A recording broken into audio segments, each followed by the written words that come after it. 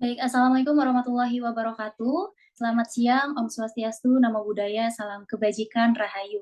Yang terhormat, Ketua Program Studi Kimia, Ibu Dr. Pera Kurnia Dewi, MSI, dosen pembimbing PKL, Ibu Yusi Pratiwi, MSc, dosen pembimbing lapangan, Bapak Seldi Marcelino, AMD, SI, dan yang saya hormati, seluruh mahasiswa Program Studi Kimia Universitas Negeri Jakarta. Saya Reni Mayanda, selaku moderator yang akan membantu berjalannya acara ini berlangsung.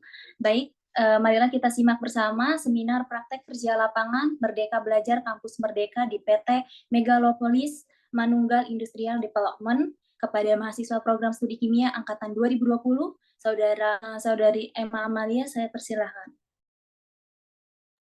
Baik, terima kasih moderator.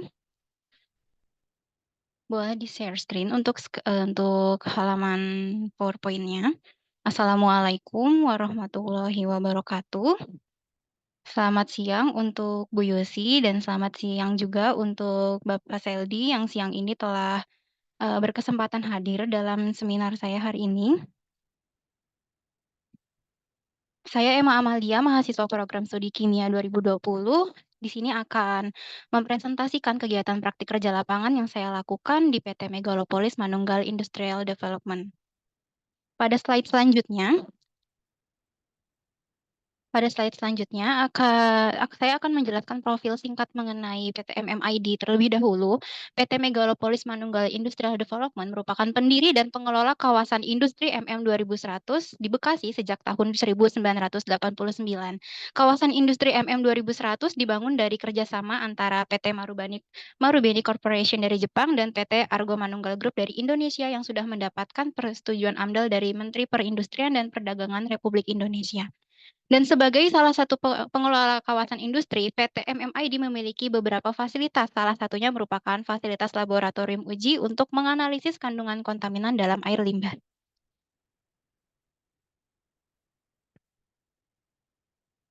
Di slide selanjutnya dijelaskan, kegiatan PKL yang saya lakukan ini dilaksanakan pada tanggal 3 Juli hingga 15 Desember 2023 atau selama 6 bulan dan dilaksanakan pada hari kerja mulai pukul 8 hingga pukul 5 sore. Di sini ada beberapa job desk yang saya lakukan antara lain melakukan pengecekan operasional, melakukan preparasi dan analisis sampel logam menggunakan ICP, melakukan pengecekan sampel air limbah tenan di kawasan industri MM 2100, melakukan input data sampel yang masuk ke dalam laboratorium, melakukan rekap dan pengecekan kembali surat hasil uji laboratorium. Jadi bisa dibilang di sana saya memang diajarkan setiap prosesnya mulai dari sampel datang hingga sampel dirilis menjadi surat hasil uji. Boleh ke slide selanjutnya.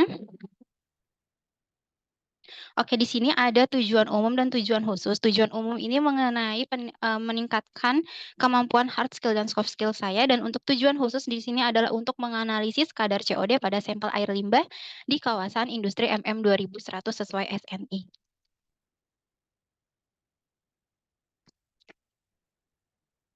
Pada slide selanjutnya, di sini saya akan membahas lebih lanjut mengenai analisis air limbah di laboratorium uji PT MMID. Nah, sebelum membahas mengenai pengujian air limbah, di sini kita harus mengetahui terlebih dahulu pengertian dari air limbah tersebut. Air limbah industri adalah air hasil pengolahan suatu proses industri yang memiliki kualitas yang kurang baik karena kontaminan yang terkandung di dalamnya. Nah, air limbah ini harus dianalisis di laboratorium untuk mengetahui kontaminan yang terkandung di dalamnya dan juga untuk mengetahui proses apa yang selanjutnya dibutuhkan untuk mengolah air limbah tersebut.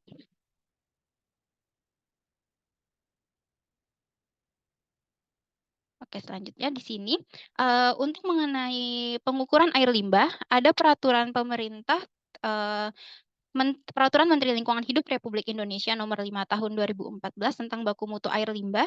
Nah, di dalam peraturan ini terdapat beberapa parameter yang harus diujikan. Contohnya di sini saya tulis COD, amonia, sianida, klorin, sulfida, pH dan suhu, nitrit dan nitrat, surfaktan, dan juga TSS. Nantinya saya akan menjelaskan prosedur-prosedur dari pengujian parameter ini, namun untuk COD akan saya jelaskan lebih rinci hingga hasil analisis karena pengukuran COD ini termasuk salah satu proyek untuk laporan PKL saya. Boleh di next? Ini merupakan Di slide selanjutnya ada gambar sampel yang akan kita gunakan untuk uji, boleh di-next saja. Kita akan masuk ke parameter pertama yang akan diuji, yaitu ada parameter pH dan suhu pada slide selanjutnya. Nah, pH dan suhu ini diukur dengan pH meter seperti yang kita ketahui. Dan mengapa pH dan suhu ini penting untuk diukur? Hal ini dikarenakan perubahan pH dan suhu di dalam air sangat berpengaruh terhadap proses fisika, kimia, maupun biologi dari organisme yang hidup di dalamnya. pH akan menunjukkan perlu atau tidaknya pengolahan pendahuluan atau pretreatment untuk mencegah terjadinya gangguan pada proses pengolahan limbah cair. Di slide selanjutnya, bisa digeser slide-nya, nanti di sana ada prosedur untuk pengujian nitrit dan juga nitrat. Pengujian untuk nitrit dan nitrat ini termasuk hampir mirip, yang membedakan hanya reagen yang digunakan. Bisa dilihat untuk nitrit ada reagen Nitrifer 3 dan juga untuk nitrat ada reagen Nitrifer 3 dan juga Nitrafer 6. Di sini sama-sama dimasukkan ke 10 ml sampel dan akan diinkubasi untuk nitrit 20 menit, untuk nitrat 15 menit dan akan diukur pada panjang gelombang 507 nanometer. Boleh di-next? Pada slide selanjutnya, akan ada pengukuran parameter klorin bebas. Nah, klorin bebas ini juga menggunakan reagen instan. Di sini ada reagen DPD bebas klorin yang akan dimasukkan ke 10 ml sampel, diinkubasi selama 3 menit, dan akan diukur pada panjang gelombang 530 nanometer. Boleh selanjutnya? Di slide selanjutnya, ada pengukuran surfaktan. Nah, surfaktan ini akan dianalisis dengan memipet 5 ml sampel ke dalam tabung reaksi yang berisi reagen instan yang eee, mengandung kloroform dan juga metanol. Selanjutnya akan ditambahkan namanya reagen T1K sebanyak 2 tetes dan kemudian dikocok dan diinkubasi selama 10 menit. Lalu sampel akan diukur dalam spektrofotometri dengan panjang gelombang 652 nanometer. Pada slide selanjutnya itu akan ada pengukuran sianida. Pengukuran sianida ini juga menggunakan reagen instan seperti pada pengukuran nitrit, nitrat, dan juga klorin. Boleh di slide. Nanti di sana akan ada reagen Cyaniver 3, lalu ada reagen Cyaniver 4, dan juga ada reagen Cyaniver 5. Nah, untuk sianida ini Untuk sianida ini, reagennya akan dimasukkan ke dalam 10 ml sampel dan juga akan, diinkubasi selama 30 menit dan diukur pada panjang gelombang 612 nanometer. Di slide selanjutnya, nanti akan ada pengukuran amonia. Nah, amonia ini diukur dengan cara disiapkan tabung reaksi bertutup, kemudian dipipet 5 ml sampel ke dalam tabung reaksi. Nah, boleh di slide-nya. Nah, nanti di sini kita bisa lihat nanti akan ditambahkan 0,6 mililiter reagen. Di sini ada namanya reagen NH41 yang mengandung NaOH, lalu ada reagen NH42 sebanyak 1 sendok ditambahkan, lalu ada reagen NH43 akan diteteskan sebanyak 4 tetes dan reagen ini mengandung 2 propanol dan juga timol. Nah, sampel akan diinkubasi selama 10 menit dan diukur pada panjang gelombang 640 nanometer. Selanjutnya, boleh di-next. Nanti di slide selanjutnya ada pengukuran untuk parameter sulfida. Di sini menggunakan reagen instan juga. Ada sulfit reagen 1 dan sulfit reagen 2 yang dimasukkan ke dalam 25 ml sampel dan diinkubasi selama 5 menit, lalu diukur pada panjang gelombang 665 nanometer. Boleh langsung di slide. Nah, selanjutnya itu ada pengukuran total suspended solid. Nah, pengukuran ini didasarkan pada SNI 6989 nomor 3 tahun 2019. Di sini prosedurnya memang cukup panjang. Di sini pertama kita akan membilas kertas saring dengan aqua bides, lalu akan kita panaskan ke dalam oven, lalu kita dinginkan terlebih dahulu sebelum akhirnya kita timbang bobot W0-nya. Lalu kertas saring tadi akan dibilas dengan sampel sebanyak 25 mili, lalu dipanaskan dalam oven selama 60 menit lalu didinginkan lagi dan ditimbang bobot W1. Dari sini baru kita akan bisa menghitung berapa banyak total suspended solid yang ada dalam sampel. Selanjutnya, pada slide ini kita akan membahas mengenai COD. COD itu adalah chemical oxygen demand atau jumlah oksigen yang diperlukan agar limbah organik yang ada di dalam air dapat teroksidasi melalui reaksi kimia. Nah, COD ini menggambarkan jumlah total oksigen yang dibutuhkan untuk mengoksidasi zat-zat organik secara kimiawi. Lalu, reaksi kimia yang terjadi pada pengukuran COD adalah berupa reaksi oksidasi, di mana kalium dikromat akan mengoksidasi zat organik dan menghasilkan Cr3+ dan sisa Cr6+. Nah, ion Cr6+ ini akan mengabsorpsi pada panjang 420 nanometer dan Cr3+ akan mengabsorpsi pada panjang gelombang 600 nanometer. Di sini kenapa ada dua panjang gelombang? Hal ini dikarenakan pengukuran COD ini dilakukan dengan dua kategori, ada COD low dan juga ada COD high, di mana perbedaan ini didasarkan pada perbedaan kondisi fisik dari sampel tersebut. Misalnya sampel tersebut, lebih keruh, banyak, lalu lebih kental, itu akan masuk ke dalam kategori COD high dan juga untuk COD low berarti untuk sampel yang mungkin lebih jernih. Bisa di-next saja. Nah, untuk pengukuran COD ini kita membutuhkan beberapa reaksi. Salah satunya di sini ada reaksi yaitu kalium dikromat atau K2Cr2O7.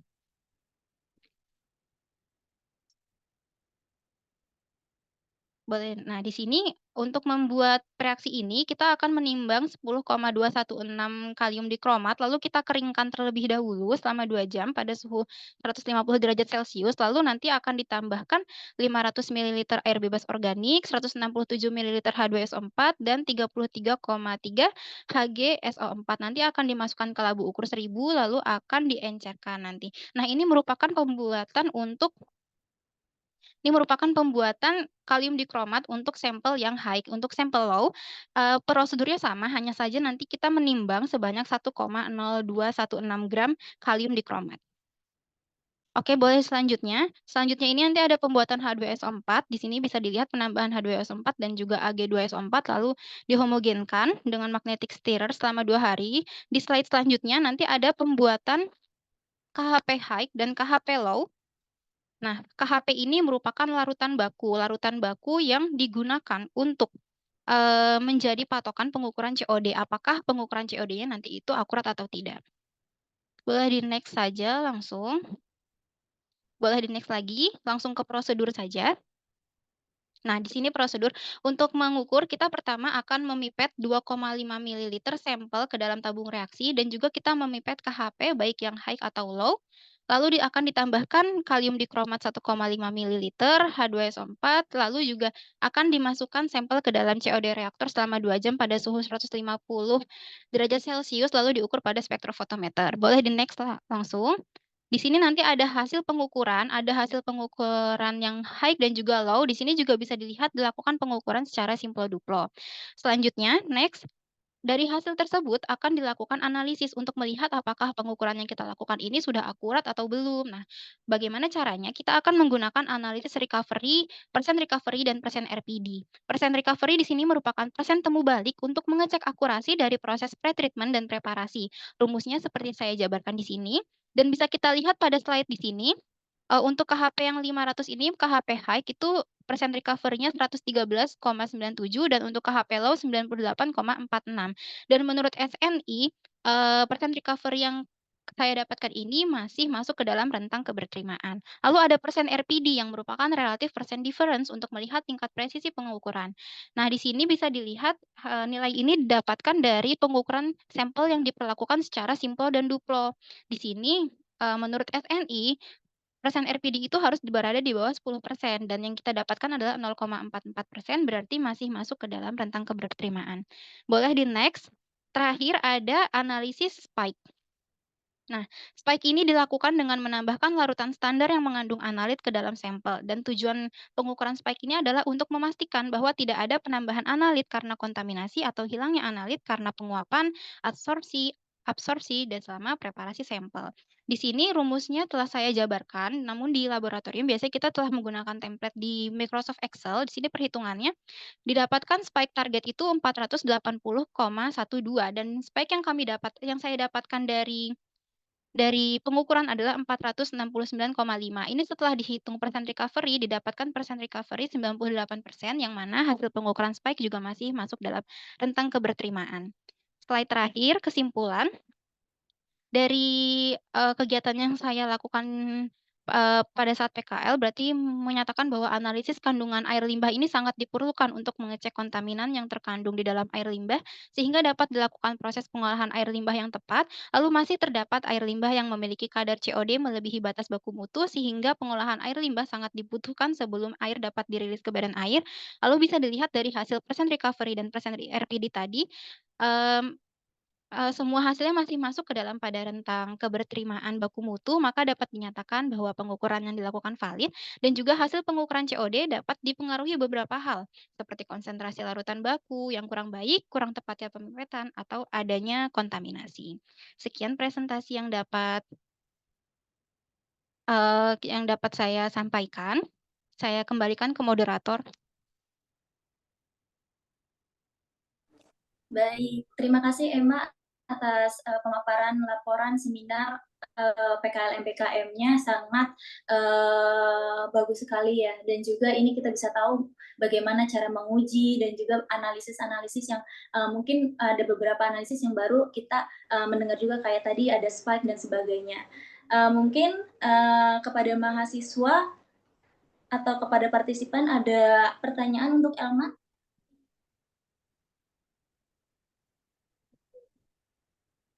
Kalau ada pertanyaan boleh langsung raise. Nah, ini ada pertanyaan dari Fadila Khairina.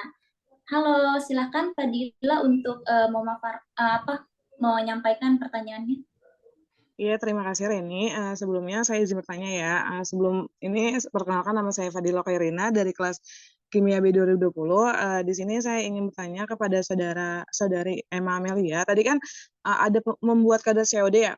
Nah, pertanyaannya itu apa yang membuat kadar COD ini tuh tinggi? Dari hasil terlihat nilai COD ada yang di bawah 100, ada juga yang sampai 700 kan ya. Mengapa dapat berbeda jauh sekali? Dan biasanya itu COD yang tinggi atau rendah berasal dari industri apa sih? Terima kasih. Sama-sama, gimana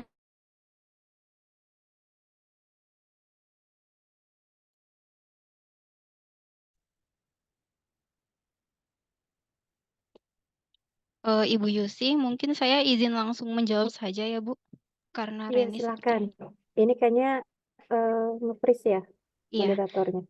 Baik, Iya, oke. Silakan, Emma, dijawab. saya akan coba menjawab.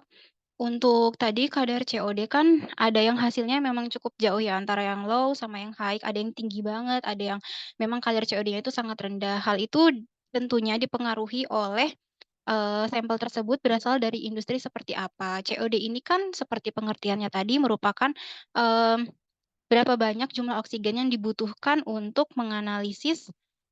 untuk mengurai zat organik dalam sampel. Jadi misalnya nilai COD-nya ini tinggi, berarti ada banyak zat organik dalam sampel tersebut, dan industri seperti apa yang biasanya menghasilkan zat organik yang cukup tinggi ini sebenarnya nggak bisa patok satu industri aja, tapi bisa saya kasih contoh beberapa menurut pengamatan yang saya telah lakukan selama PKL. Biasanya industri-industri yang berkaitan dengan makanan, industri-industri makanan biasanya cukup memiliki sampel yang nanti ketika diuji kadar COD-nya itu memiliki kadar COD yang lebih tinggi daripada sampel-sampel lainnya. Mungkin gitu jawaban dari saya. Apakah bisa dimengerti, Fadila? Baik, sudah sangat terjawab. Terima kasih, Emma. Baik, terima kasih untuk Fadila. Mungkin kita lanjut ke pertanyaan berikutnya, yaitu dari Miftah. Silahkan. Terima kasih moderator. Saya Miftah Aulia, saya izin bertanya sama Emma. Untuk pengukuran COD itu kan tadi memerlukan proses yang agak panjang ya. Nah, menurut Emma sendiri, kira-kira pada proses apa yang paling sulit atau memerlukan konsentrasi yang tinggi agar nantinya tuh kita mendapatkan hasil yang akurat gitu. Terima kasih. Sama-sama, mungkin boleh dijawab langsung Emma. Baik. Untuk proses untuk pengukuran COD ini kan dari reaksinya saja itu kan sudah termasuk rangkaian prosedurnya ya, mulai dari kita nyiapin kalium dikromat, KHP-nya, sampai nanti pengukuran itu sudah masuk ke dalam prosedurnya. Dan kalau ditanya untuk pendapat pribadi, menurut saya prosedur yang memerlukan ketelitian paling tinggi itu adalah ketika kita memipet sampel-sampel tersebut ke dalam tabung reaksi. Seperti kita memipet KHP-nya, memipet sampel-sampelnya, itu kalau bisa harus benar-benar tepat 2,5 mili, lalu masukan reaksinya ini juga harus benar-benar tepat 1,5 mili, harus benar-benar tepat 3,5 mili, karena perbedaan sedikit saja dari volume reaksi yang digunakan itu bisa berbeda juga hasilnya, seperti itu. Untuk Miftah, apakah sudah terjawab? Sudah, terima kasih, Mak. Oke, baik. Selanjutnya ke pertanyaan yang ketiga, yaitu dari Nisrina. Silakan. Baik, terima kasih moderator. Perkenalkan, saya Nisrina dari Kimia 2020. Pertanyaan untuk Emma, tadi kan sudah dijelaskan juga bahwa pengukuran COD dilakukan dengan kategori low dan high. Nah, sebelumnya juga sempat dijelaskan bagaimana cara untuk mengidentifikasi mana sampel yang termasuk high dan low. Nah, apakah dengan hanya melihat ciri-ciri sampel tersebut itu sudah selalu akurat? Tahu bagaimana? Mungkin bisa dijelaskan lebih lanjut. Terima kasih. Baik, silakan untuk Emma dapat membantu dari pertanyaan Nisrina. Baik, saya coba jawab. Tadi sebelumnya waktu presentasi saya menyebutkan sedikit bagaimana saya mengklasifikasikan ini sampel high atau ini sampel low. Jadi pertama biasanya kalau sampel high itu seperti yang tadi saya sudah jelaskan, biasanya sampel high itu akan lebih keruh dan lebih kental, yang berarti makin banyak zat yang terkandung di dalam sampel tersebut. Dan bisa jadi zat yang terkandung dalam sampel tersebut kebanyakan adalah zat-zat organik. Jadi ketika kita sudah lihat, oh ini sampelnya keruh, ini banyak, ini sampelnya kental gitu, nggak bening dan jernih, itu biasanya langsung bisa diklasifikasikan ini high, ini low, dan apakah klasifikasi secara fisika itu akurat? Sejauh ini biasanya sampel-sampel yang kami bagi ini high, ini low itu selalu akurat, ini benar gitu pengukurannya, dikategorikannya itu secara benar. Namun ada juga mungkin sampel yang kita ragu untuk menganalisisnya, apakah ini harusnya high atau low, itu biasanya kalau sampelnya sedikit meragukan, kita coba di kedua kategori, sehingga nanti kita lihat di rentang pengukuran yang mana sampel tersebut bisa diukur, kayak seperti itu. Apakah menjawab, Nisrina? Baik, apakah menjawab, Nisrina? Iya, sudah terjawab. Terima kasih, Emma. Baik, selanjutnya apakah dari mahasiswa masih ada tanggapan atau pertanyaan untuk Emma? Atau sudah cukup? Oke, baik, sepertinya sudah cukup ya, sudah ada 3 pertanyaan dari mahasiswa dan sudah terjawab juga. Selanjutnya yaitu kita akan mendengarkan tanggapan dari pembimbing lapangan, Bapak Seldi Marcelino. Saya persilakan. Halo, selamat siang semuanya. Perkenalkan, saya Seldi Marcelino dari PT MMID. Untuk secara keseluruhan, saya rasa sudah cukup baik ya presentasinya. Karena memang sebelum dipresentasikan di sini juga Emma sudah presentasikan juga di perusahaan kami. Dan apa yang dipresentasikan saat ini sudah melalui bisa diibaratkan seperti QC ya, karena sudah ada masukan-masukan dari presentasi sebelumnya. Jadi untuk opini saya pribadi, presentasinya sudah cukup baik dan data yang disajikan juga sudah cukup akurat. Ya, terima kasih. Baik, terima kasih Pak Seldi Marcelino dari PT MMID. Oke, selanjutnya yaitu tanggapan dari pembimbing PKL Universitas Negeri Jakarta, Ibu Yusi Pratiwi. Saya persilakan. Ya, baik. Terima kasih Randy atas kesempatannya, Rini. Oke, bismillahirrahmanirrahim. Assalamualaikum warahmatullahi wabarakatuh. Selamat siang semuanya. Selamat siang juga saya ucapkan kepada teman-teman mahasiswa dan khususnya kepada pembimbing mitra Bapak Seldi Marcelino yang telah berkenan hadir pada siang hari ini untuk mengikuti seminar PKL atas nama Emma Amalia. Selanjutnya saya juga mau mengucapkan terima kasih Bapak atas nama program studi kimia UNJ, di mana telah mengizinkan mahasiswi kami untuk mengikuti atau melaksanakan program magang di PT MMID yang bergerak di pengolahan air limbah ya Bapak ya. Betul. Selanjutnya saya juga mengucapkan permohonan maaf secara pribadi karena saya belum bisa berkunjung di PT MMID selama program magang kemarin. Memang karena kondisi secara teknis belum ada peraturan dari UNJ bagaimana secara teknis mengatur dosen pembimbing PKL itu hadir di mitra karena kami tidak bisa begitu saja hadir di sana tanpa adanya pedoman teknis tertentu yang telah diterbitkan oleh UNJ mengingat memang program magang ini kan memang program magang untuk yang MBKM ya kurikulum merdeka artinya untuk desain secara teknis bagaimana alurnya bagaimana teknis kunjungan kami ke sana belum diatur secara jelas di UNJ jadi mungkin untuk ke depan nanti akan ada suatu skema kunjungan dari kami pihak kampus ke mitra untuk mengevaluasi bagaimana mahasiswi atau mahasiswa kami telah melaksanakan program magang di sana. Nah, untuk Pak Seldi, apakah untuk Emma ini adalah mahasiswi pertama kami yang melakukan magang di PTMMID, Pak, atau sebelumnya, angkatan sebelumnya sudah pernah ada?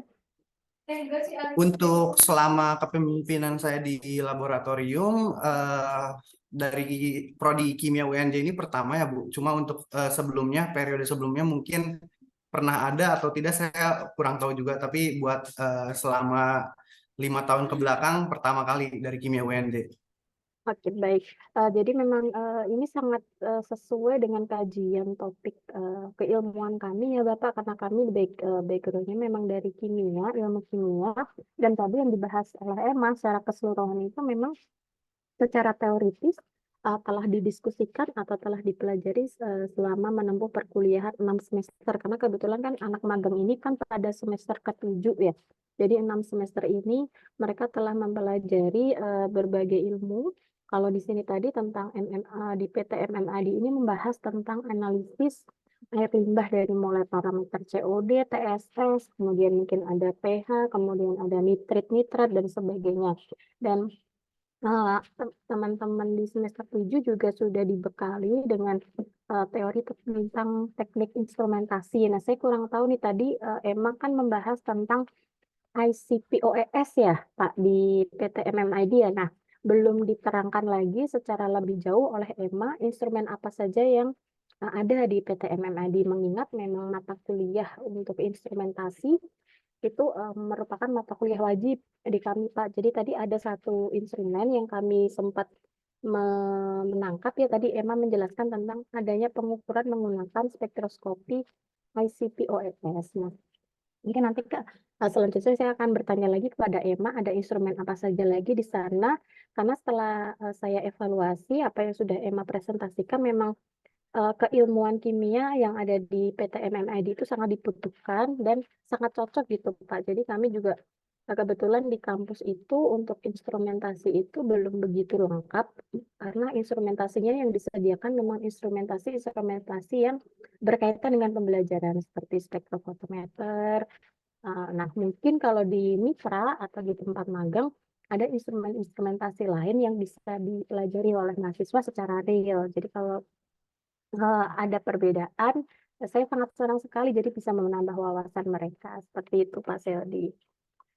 Mungkin ke depan saya harap nanti akan ada kerjasama yang berlanjut antara PT MMID, baik itu kerjasama yang berupa magang PKL, atau riset, karena memang tadi kajian-kajian yang sudah dijabarkan oleh Emma itu semuanya terkait tentang bidang kajian kami ya Pak ya, menganalisis limbah biasanya memang di kimia lingkungan ya Pak kalau untuk air limbah dan parameter-parameternya. Mungkin itu saja Pak Seldi, saya izin ke Emma untuk memberikan tanggapan dan masukannya ya Pak. Baik Bu. Ya. Oke, Emma, sudah siap Emma? Iya Ibu. Siap Oke. Ibu. Ya, tadi yang sudah disampaikan oleh Pak Seldi ya bahwa ini kamu bukanlah presentasi yang pertama kali ya karena di PTN-ID pun Emma juga sudah memberikan presentasinya dan Ibu rasa juga presentasi ini cukup bagus ya. Kamu sudah menjelaskan secara runtut mulai dari analisis parameter-parameter yang ada hubungannya dengan kualitas suatu air limbah ya. Nah, tentunya kan sebelum limbah itu kan sebenarnya eh, akhirnya itu akan dibuang ya. Nah, di sini Emma berperan untuk menyeleksi atau mengkondisikan suatu limbah itu untuk siap dibuang ke lingkungan agar tidak merubah ekosistem, tidak menyalahi peraturan lingkungan hidup dan sebagainya ya, dengan semua regulasi yang ada. Oke, Emma, tadi coba diceritakan kan tadi kalau proyek khusus yang Emma kerjakan di sana itu kan analisis COD ya, Iya, Ibu. COD pada air limbah menggunakan teknik apa? Itu menggunakan teknik spektrofotometri, Bu. Spektrofotometri apa? Spektrofotometri UV vis. UV vis kan, lah berarti kan memang mungkin bisa diceritakan Emma instrumen apa saja yang kamu temui di PT MMID? Baik, Ibu. Untuk instrumen yang pertama yang berkaitan tadi dengan COD ada spektrofotometri UV vis. Itu biasa dipakai untuk nanti menganalisis COD, kadar amonia, lalu surfaktan. Lalu untuk analisis logamnya sebenarnya di sana ada dua, ada AAS seperti yang sudah dipelajari di kampus, tapi ada juga ICP yang memang secara rutin digunakan. Jadi di sana menggunakan ICP untuk analisis kadar logam di dalam sampel dikarenakan ICP ini merupakan eh, yang memiliki dia bisa menganalisis berbagai macam logam dalam satu kali pengukuran, tidak seperti AAS yang seperti yang kita harus ganti lampu katodanya sesuai dengan apa yang mau kita analisis. Lalu selain itu ada juga spektrofotometri yang tadi itu spektrofotometri UV vis juga, namun ukurannya lebih kecil. Itu biasa digunakan untuk menganalisis seperti tadi saya sudah jelaskan klorin, nitrat itu spektrofotometria itu berbeda dari spektrofotometri yang seperti untuk mengukur COD itu karena khusus untuk spektrofotometri itu khusus untuk menganalisis sampel yang diuji dengan reagen-reagen instan. Seperti itu, Bu. Lalu ada juga tadi COD reaktor. Ya, tadi merupakan instrumen-instrumen yang saya temui di sana. Ya, berarti untuk spektrofotometri UV vis-nya kita benchtop ya, yang pakai reagen ya. Iya, Bu. Ada yang pakai reagen juga. Cukup ya. Baik. Kita sekarang Ibu mau bertanya dulu. Ini kan tadi ada AAS, ada ICP untuk analisis logam ya. Di luar proyek EMA, analisis logam yang EMA sudah ada pengalaman di sana, analisis logam apa? Karena menggunakan ICP, jadi kan semua jenis logam gitu. Terdeteksi ya? Iya, semua jenis logam terdeteksi mulai seperti banyak. Untuk ICP banyak. Ada hampir sekitar 20-an jenis logam yang terdeteksi dalam sekali uji itu dengan ICP, Ibu. Oke, iya memang kalau kelemahan AAS kita harus mengganti lampu katodanya ya, karena untuk satu lampu katoda adalah spesifik untuk satu jenis logam. Nah, sedangkan untuk ICP ya, ICP kita bisa running beberapa jenis logam dalam setiap satu kali running kan? Ya, Bu. Ya, tapi prinsip dasarnya memang tidak jauh berbeda. Oke, kemudian tadi sempat juga kamu membahas tentang menganalisis nitrit dan nitrat ya. Iya, Ibu. Itu dengan apa? Instrumen apa? Spektrofotometri UV vis. Iya, spektrofotometri UV vis, tapi karena dia menggunakan reagen instan, jadi pakai spektro yang memang khusus untuk reagen instan tersebut, Bu. Oke. Kalau untuk nitrit dan nitrat itu ketika dianalisis dengan kan yang nitrit itu kan NO2 ya, NO2 Iya, negatif. Sedangkan nitrat itu NO3 negatif. iya, Bu. Nah, dengan spektroskopi yang tadi spesifik reagen itu bisa nggak membedakan, oh yang ini NO3-nya, yang ini NO2-nya, atau mereka sekaligus terdeteksi dalam satu jenis yang sama? Tidak Bu, jadi untuk nitrit hanya menggunakan satu reagen, nitrifer, lalu diukur, lalu untuk nitratnya ini menggunakan 2 reagen. Jadi memang reagen yang digunakan ini berbeda, walaupun pengukurannya pada panjang gelombang yang sama Bu. Oh, panjang gelombangnya sama tapi jenis reagennya berbeda. Iya Bu. Oke, terus perbedaannya dilihat dari apa nanti? Hasil reaksi atau kan panjang gelombangnya sama atau apanya? Absorbansinya atau apa? Iya Bu, nanti berbedanya itu di absorbansinya biasa nilai sebentar Ibu. Nah, ya untuk yang nitrit ini nanti biasanya dia Ibu maaf. Hasilnya lebih tinggi dari nitrat atau lebih sedikit? Kalau untuk nitrit ini hasilnya lebih sedikit daripada nitrat Bu biasanya Bu. Begitu. Konsentrasinya lebih kecil. Itu Kalau nitrit bisa ya? Iya, nitrit. Kalau diukur pakai spektrometer UV vis, ukuran nitrit itu biasanya 0,0 sekian, tapi untuk nitrat ini 0,2, 0,1 seperti itu, Bu. Karena sebenarnya nitrat itu kan dia udah mengalami reduksi menjadi nitrit ya. Iya, Bu. Nah, itu makanya kenapa pengukurannya itu lebih besar nitratnya. Padahal biasanya nitrat itu dia lebih mudah teroksidasi, berubah menjadi nitrit dia, jadi NO2. Jadi biasanya yang terukur itu akumulasinya lebih banyak di nitritnya.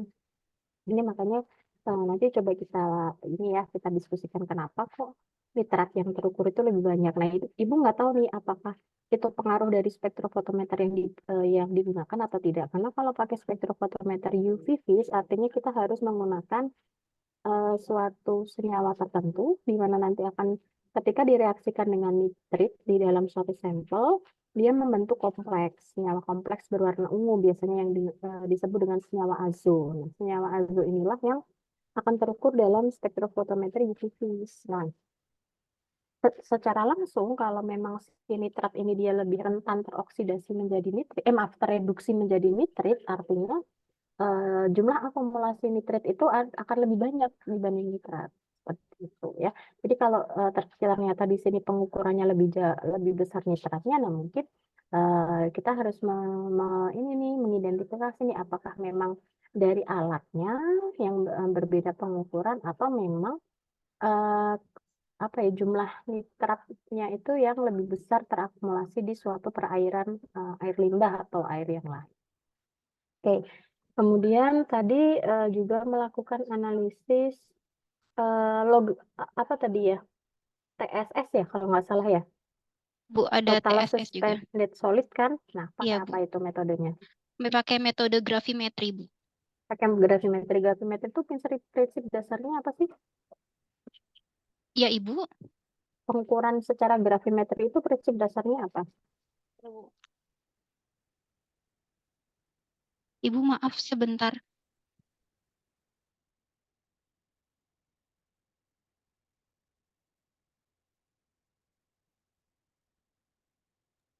Maaf, saya tadi ada gangguan dari luar. Untuk gravimetri tadi Ibu menanyakan mengenai prinsip gravimetri. Jadi prinsip gravimetri ini adalah prinsip pengukuran dengan menentukan dari beratnya tersebut, Bu. Seperti tadi kan untuk di pengukuran TSS ini kan kita menggunakan bobot W0 dan juga bobot W1 untuk menentukan jumlah TSS yang ada pada sampel. Oke, berarti berdasarkan terbentuknya endapan kan? Iya, Bu. Makasih ya.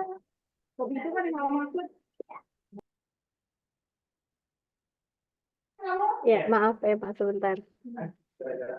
Oke. Kemudian tadi nitrat sudah, TSS sudah, COD sudah, apalagi yang diukur? Ada Ada kamu dari pertama ada pH dan suhu, nitrat, lalu ada klorin juga, Bu. Klorin.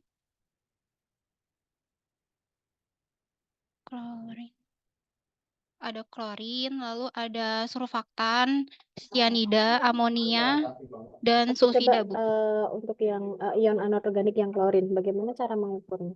Klorin kebetulan juga menggunakan reagen instan. Di sini kita Spesifik pakai ya? spesifik. Jadi Berarti pakai mayoritas memang pakai spektro ya, tapi dengan reagen khusus untuk iya, Bu. Mayoritas memang menggunakan reagen instan yang sudah spesifik juga, Bu. Kemudian Ibu tanya, hambatan apa yang kamu temukan saat melakukan proses kegiatan magang di sana?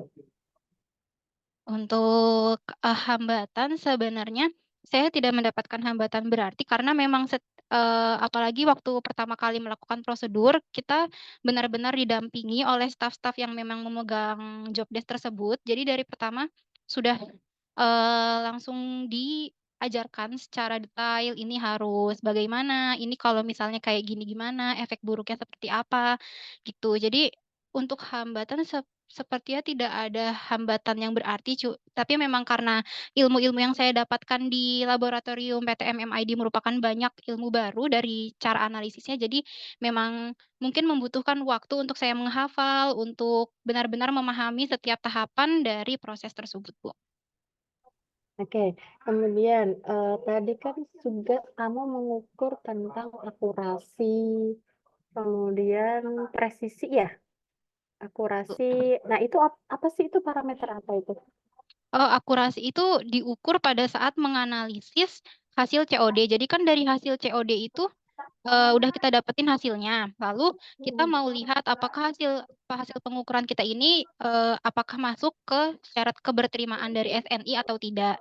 Jadi kita ukur persen recovery-nya, ada persen RPD-nya dari sampel simple duplo untuk melihat presisi akurasinya sudah masuk dalam rentang keberterimaan atau belum gitu. Karena dikhawatirkan terdapat kontaminan atau gangguan lain pada saat preparasi sampel sebelum pengukuran.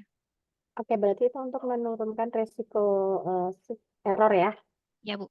Oke, nah, Karin bertanya, untuk mencari persen recovery metode apa yang kamu gunakan? Bukan Eh, rumusnya ya, tapi metodenya. Untuk mencari persen recovery, sebenarnya di sini untuk perhitungan semuanya itu tercantum di dalam SNI-nya, Bu. Jadi memang mengikuti dari SNI-nya, SNI 6989 nomor 2 tahun 2019. Jadi di situ memang langsung mengikuti dari prosedur SNI, Bu. Iya, betul. Prosedur SNI itu pakai apa? Kan tadi ada spiking method kan ya? Iya, Ibu. Nah, itu kan bisa pakai itu kan. Jadi Oh, menambahkan standar kan? oh iya, Bu. Iya, biasanya persen.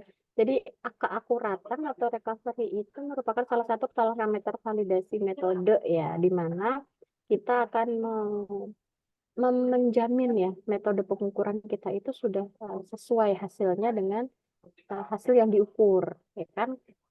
Jadi sejauh mana sih metode pengukuran kita itu telah mengukur hasil yang sebenarnya. Misalnya tadi ada persen recovery atau keberterimaan ya, ada rentangnya kan yang masih bisa diterima tuh biasanya sekitar 80 ya, 85 hingga 80 85. 115. Iya, Bu. Menurut referensi tertentu. Oke, jadi selain akurasi, sebenarnya masih banyak ya untuk mengukur atau menilai bahwa metode kan ini pakainya metode pengukuran eh, ke dalam satu sampel air limbah misalkan itu masih banyak seperti linearitas, kemudian sensitivitas, ada LOD, LOP, ada presisi, ada akurasi, ada robustness dan sebagainya, masih banyak sekali macamnya. Nah, mungkin Emma ini bukan baru ya, karena itu sebenarnya metode itu juga sudah Ibu sampaikan di praktikum. Di kuliah kimia analisis kualitatif ya, di awal-awal itu tentang eh, bagaimana sih kita menentukan prosedur analisis kita itu sudah sesuai atau belum ya. Ini baru belajar tentang akurasi, tapi memang masih banyak lagi seperti sensitivitas, linearitas, bagaimana sih si alat ini peka terhadap suatu pengukuran atau dia tuh nggak terlalu peka. Nah itu sebenarnya harus dicari juga. Tapi nanti kita belajar lagi ya. Oke. Baik, Ibu. Kemudian air limbah tadi kan ditanyakan organik ya. Iya, Bu. Limbah-limbah organik itu memang banyak berasal dari makanan ya, di mana banyak mengandung unsur-unsur hidrokarbon kan, ada C, ada H ya. Jadi memang sudah benar ya Emma menjawabnya. Kemudian tentang apa lagi tadi yang belum. Oh ini, Ibu mau tanya tentang tadi kan si spektro itu diatur pada panjang gelombang yang sama untuk pengukuran nitrat misalkan sama nitrit, ya kan? Yang membedakan hanya reagennya. Iya, betul Nah, Ibu. Ibu masih belum begitu ini nih, karena kita kalau pakai spektrum UV itu kan setiap senyawa itu kan mereka khas ya panjang gelombang serapannya itu pada berapa nanometer. Bahkan nitrit itu berapa, nitrit itu berapa. Nah, sedangkan di kamu itu settingan si panjang gelombangnya itu sama. Nah, itu gimana tuh? Apa ya?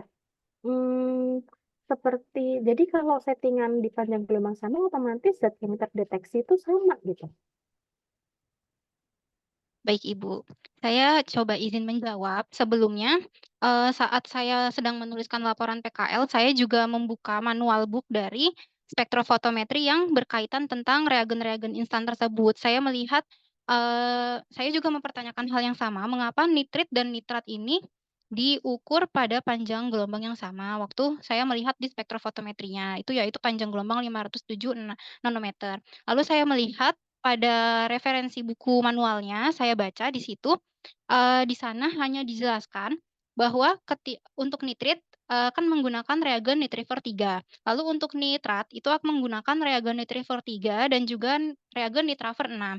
Nah, reagen nitrafer 6 ini yang nantinya, seperti yang Ibu bilang tadi, nitrat itu mudah tereduksi untuk menjadi nitrit. Nah, ternyata reagen nitrafer ini menurut di buku panduan, dia ini eee, memiliki kemampuan untuk mencegah terjadinya proses reduksi dalam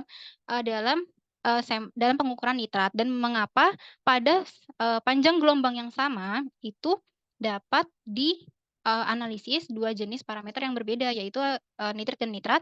Hal itu dikarenakan, reagen ini Bu, jadi reagen ini dapat memunculkan suatu kekhasan dari nitrat ini. Jadi bisa bisa dibedakan mana nitrit dan nitrat, Bu. Menurut, apa yang saya baca pada buku referensinya seperti itu, Bu. Iya, Ibu baik. menambahkan boleh? Iya, silakan Bapak. Ya, mungkin ini kesalahan dari kami juga dalam membimbing. Mungkin ada yang terlewat. Jadi sebenarnya nitrit dan nitrat ini memiliki perbedaan panjang gelombang ya. Untuk nitrit itu ada di 300, untuk nitrat ada di 370 nanometer dan untuk nitrit ada di 507 nanometer. Terima kasih. Ya, baik. Terima kasih Pak Seldi karena memang setiap senyawa itu khas ya panjang gelombangnya jadi pasti berbeda ya meskipun ada perbedaan sedikit tapi tetap berbeda. Karena ikatan terkonjugasinya juga berbeda. Baik, terima kasih Pak Seldi atas masukannya. Mungkin dari Emma ada yang ingin disampaikan ke pihak mitra. Baik, Ibu. Untuk materi, saya rasa, dari saya cukup. Saya hanya ingin menyampaikan untuk pihak mitra, terlebih untuk Bapak Seldi dan juga untuk staf-staf yang ada di Laboratorium Uji PTM MID.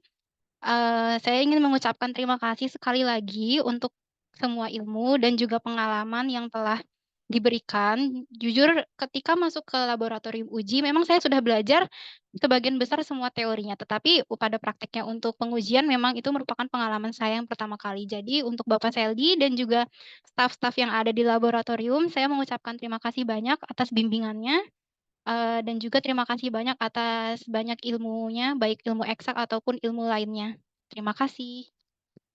Ya, sama-sama saya juga mewakili dari teman-teman di laboratorium dan segenap manajemen PTM MID juga berterima kasih kepada Emma selama 6 bulan telah ya anggaplah kita saling belajar ya selain dan juga Emma sudah banyak support kami, bantu kami di laboratorium dan kami juga meminta maaf apabila banyak kekurangan kami dalam membimbing selama Emma melakukan pembelajaran di laboratorium kami. Mohon maaf apabila banyak kekurangannya, termasuk yang tadi. Mohon maaf jika cara kami membimbing mungkin belum optimal ya. Tapi secara keseluruhan kami sangat berterima kasih pada Emma selama 6 bulan terakhir sudah banyak support kami di laboratorium. Terima kasih juga Ibu sebagai pembimbing di kampus, Ibu Yusi Pratiwi ya. Ya, karena opini saya pribadi mahasiswa-mahasiswanya sudah itu ya Bu, sudah dibekali cukup ilmu ya untuk bekerja di laboratorium dan untuk saat ini sudah cukup dan bisa ditingkatkan lagi mungkin ke arah analitiknya ya. Nantinya kalau misalkan kita ada kesempatan bekerja sama kembali untuk program magang tersebut. Dari saya sih sudah cukup segitu, Bu. Terima kasih. Terima kasih juga, Emma. Baik, terima kasih Pak Seldi Marcelino. Saya juga mengucapkan terima kasih banyak. Mungkin ke depan memang kemampuan analitis ya, karena kalau orang-orang kimia pasti di lab ya Pak, itu memang untuk pengetahuan tentang kimia analitiknya memang harus lebih runcing istilahnya seperti itu. Baik, terima kasih kepada Bapak Seldi Marcelino dan para staf dari PT MMID. Saya tutup seminar PKL ini, kemudian saya serahkan kembali ke moderator. Silahkan ditutup untuk seminarnya. Baik, terima kasih Ibu Yusi, terima kasih Pak Seldi, dan terima kasih untuk Emma. Berujung sudah presentasi.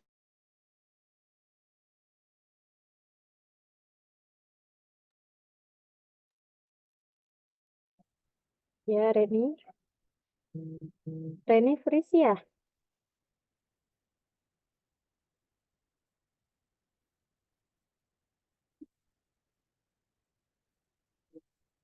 Ya, Ibu ambil alih ya. Baik, mungkin kepada Bapak Seldi, apabila masih ada aktivitas, diizinkan Bapak untuk melanjutkan dan bisa menutup Zoom-nya. Terima Ya. kasih Pak Seldi. Baik, sama-sama Ibu. Kalau begitu untuk semuanya saya pamit undur diri dulu. Terima kasih banyak atas kesempatannya dan juga undangannya. Selamat siang. Wassalamualaikum warahmatullahi wabarakatuh. Waalaikumsalam warahmatullahi wabarakatuh. Terima Terima kasih Pak kasih, Seldi, Pak. sehat-sehat Oke, saya izin, Lem. selalu.